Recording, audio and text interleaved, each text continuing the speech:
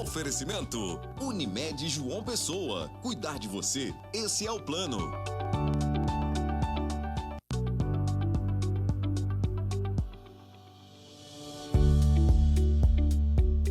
Síndrome do ninho vazio. Você já ouviu falar nessa condição?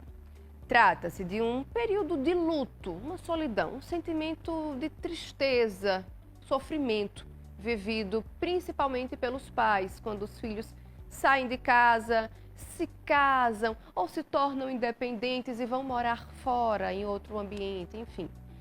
É uma situação delicada, quem passa sabe que não é fácil. E como sair desta situação? É o que nós vamos saber agora. Veja aí. É óbvio que quando os filhos saem de casa, os pais sentem muita falta, muita saudade. Mas às vezes essa ausência é tão sofrida que pode desencadear a síndrome do ninho vazio. Por isso a gente veio conversar com a psicóloga Aline Arruda sobre o assunto. Aline, muito obrigada pela tua participação. Acredito que até esse problema tenha aumentado diante da saída mais tardia desses filhos de casa, não é? Sim, com certeza. O que acontece é que, como o nome diz, é uma síndrome, não é? É um quadro que pode apresentar alguns sintomas que são muito específicos, que foram desencadeados por conta da saída dos filhos. Que às vezes é uma saída positiva, por exemplo, passou no concurso, foi trabalhar em outro canto, casou. Também pode acontecer de modo negativo, às vezes uma briga, uma ruptura, uma perda de um ente querido e a família, né, acaba se dividindo ali de alguma forma. Mas isso começa a provocar um sofrimento que por trás, às vezes o pai, a mãe só percebem um tempo depois. O vazio clássico que a gente conhece da tristeza, né, é um sintoma mais comum, mas às vezes a pessoa vai ficando irritada com o tempo, começa a ficar com preocupação excessiva em relação ao filho, liga várias vezes, quer falar várias vezes por dia, né, às vezes torna-se até sufocante. Então fica nessa constância de querer saber, de monitorar, não consegue mais fazer as atividades da vida diária que fazia antes. Então vai às vezes apresentando um quadro como se fosse de uma ansiedade generalizada que pode levar um tempo depois que o filho saiu de casa. E acontece, a gente sabe, muitos relatos de mães, né, que sofrem com esse ninho vazio, mas os pais também podem passar pelo problema. Sim. A gente tem estatisticamente que as mães sofrem mais porque tem mais esse estereótipo do cuidado, de manter os filhos próximos, né? Mas os pais também, porque quando uma família cria um elo, uma conexão afetiva positiva, essa saída é sofrida para os pais, né? A gente tem casos de pais que pararam de funcionar no sentido de fazer as atividades que fazia e de mães, né? Não é um sentimento que vai ser exclusivo para um ou para outro, mas sim essa saída tardia, ela tem gerado essa expectativa, não é, que é um misto. Eu quero que meu filho saia e cresça e ao mesmo tempo eu sofro com essa saída. E é interessante que você falou de motivos positivos e negativos para a saída de um filho da casa, né? Com relação aos positivos e mesmo assim desencadeando essa síndrome, será que num futuro vai causar de fato um afastamento, algo negativo diante dessa insistência, por exemplo, dos pais ficarem ligando,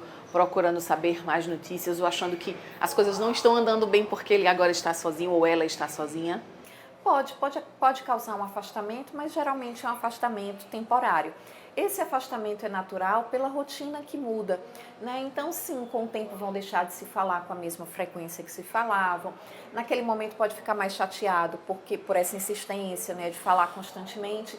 Às vezes o filho sente uma necessidade de colo mesmo, de afeto, de apoio, fica receoso de ligar para os pais porque não quer demonstrar a possibilidade de estar vulnerável. Então isso pode acontecer. Se a gente pudesse pensar em algo mais adequado para falar, seria, no primeiro momento, aceitar, né, essa saída, aceitar como um processo natural de crescimento do filho, de possibilidade dele construir a vida dele, eventualmente outra família. Conseguir, imagine aí uma árvore com várias raízes, né? As raízes que vão se ramificando. Então, de repente, esse pai, essa mãe, saber que essas raízes são redes de apoio, que ele pode se reconectar, amigos, outros familiares, uma atividade que ele possa fazer, porque eventualmente quando um desses ramos falha, né, ou na percepção dele provoca um sofrimento, que é a saída do filho, ele ter outras fontes, outras ramificações, outras redes de apoio para poder recorrer, né? E aí, com o tempo, ele se adaptando a essa nova rotina. Caso ele não faça essa adaptação, pode desencadear algo mais grave?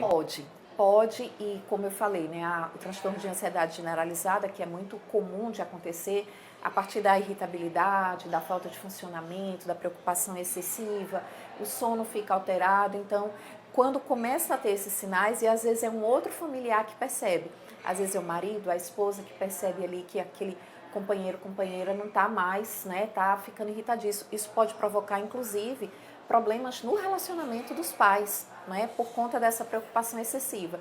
Então, teve esses sinais, por conta da síndrome do ninho vazio, né, procurar uma ajuda especializada, um profissional de saúde mental, para poder dar um suporte. Às vezes essa saída é muito repentina, né? Por exemplo, foi aprovado em um concurso, foi chamado, tem um prazo para se apresentar. Então não dá para fazer esta preparação, né? Mas diante de algo que já é sabido, como os filhos também podem se preparar para ajudar os pais nesse processo, sabendo que alguns são mais carentes?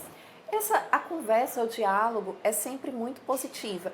Não é? Olha, mãe, estou me preparando para concurso público, estou disposto a ir para qualquer lugar do Brasil, acontecendo de passar, né? Eu vou mudar. Então, essa conversa, mas a gente vai ficar sempre em contato. Então, ter essa conversa, porque em algumas situações acaba acontecendo um outro fenômeno, que é, por exemplo, não deu certo e aí esse filho volta depois de um tempo, houve um divórcio, volta, houve uma perda de emprego, esse filho volta, que é um outro fenômeno, que é o efeito da porta giratória.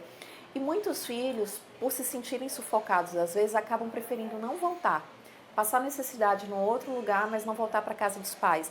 Então, o diálogo dos filhos com os pais, essa preparação, ela é muito importante, porque prediz uma possibilidade aí de suporte emocional tão importante nesse momento. Olha, gente, é importante que tenhamos paciência com os nossos pais durante esse processo, principalmente os filhos, tentar também compreender, tentar também perceber o tamanho do desafio que é, né? Tá lá os pais vivendo há muito tempo com os filhos dentro de casa e de repente acaba sendo de maneira abrupta, claro, porque hoje mora, amanhã passa a não morar, então por mais que se comunique o ato propriamente dito, acabou hoje, amanhã mudou a vida, não é? Não é mais ou menos assim? Quando você casa, você dorme até hoje na casa da sua mãe, a partir de amanhã não é? Então, eu passei por isso, foi assim comigo, com minha irmã, com meu irmão. Minha mãe até passou também por um pouco da síndrome do ninho vazio, mas foi quebrada ali por algo muito mágico. Quando ela descobriu que ia ser avó, então conseguiu tirar um pouco o foco e aí realmente se transformou em coisas bem mais bonitas. E a gente pode fazer isso, dar apoio aos pais. Quando a gente dá apoio aos pais, todo problema ele pode ser solucionado de forma mais rapidamente. Então vamos fazer isso também, não é mesmo? Vamos dar apoio, compreender e se fazer presente na vida dos nossos pais. Olha, comer ovo faz bem ou mal à saúde? É uma resposta que já mudou pra caramba, não é mesmo? E aí, afinal, depois de tantos estudos sobre esse assunto, o que é que está valendo agora? Faz bem ou não faz? Podemos comer vários ovos ou não? Tem uma quantidade mínima? E aí, como é que a gente faz? Vamos ver? Quem nasceu primeiro, o ovo ou a galinha? São várias as teorias e elas continuam dando o que falar até hoje. Uma outra dúvida que todo mundo tem: o ovo é vilão ou ele faz bem para a saúde? O ovo sempre intrigou a ciência, mas já faz tempo que os pesquisadores sabem que esse alimento, rico em proteína, sais minerais e vitaminas, é cheio de benefícios para a saúde. Agora, um novo estudo americano confirmou que um ovo por dia também reduz as chances de ter catarata, não aumenta os riscos de doenças cardiovasculares e fala sobre a possibilidade de prevenção de AVCs. Mas isso ainda não é um consenso entre os especialistas. O problema é que no final do estudo o próprio autor cita que ele não pode determinar se esse efeito tem de fato uma relação com o consumo de ovo ou se haveria alguma outra causa associada. O problema é como preparar esse ovo. Misturar com bacon, salsicha, óleo, margarina fica uma delícia, mas pode ser um perigo para o colesterol. Se a gente separar todos os vieses e deixar única e exclusivamente o ovo, um ovo por dia não faz mal. Pelo contrário, ele é bem visto e bem-vindo na dieta. Algumas fontes dizem que a gente pode receber até 300 mg de colesterol por dia. O ovo contém aproximadamente 180, então entende-se que 2 ovos a gente já ultrapassaria o limite considerado normal para algumas pessoas. Por isso, o ideal é não exagerar. Esse negócio de consumir muitos ovos por dia é para quem treina e gasta muita energia, mas mesmo assim tem que ter acompanhamento médico. Agora, uma coisa é consenso: consumir ovo pela manhã ajuda a diminuir a fome durante o dia. É uma questão de deixar saciado e também ao mesmo tempo me deixar, eu sinto leve, ao invés de comer o pãozinho, né, o nosso tradicional pão com manteiga. Pois é, gente, o programa Saúde e Você de hoje vai ficando por aqui. Espero que você tenha uma ótima semana, que você se cuide bastante. Um beijo carinhoso e a gente se encontra no próximo fim de semana. Tchau, tchau!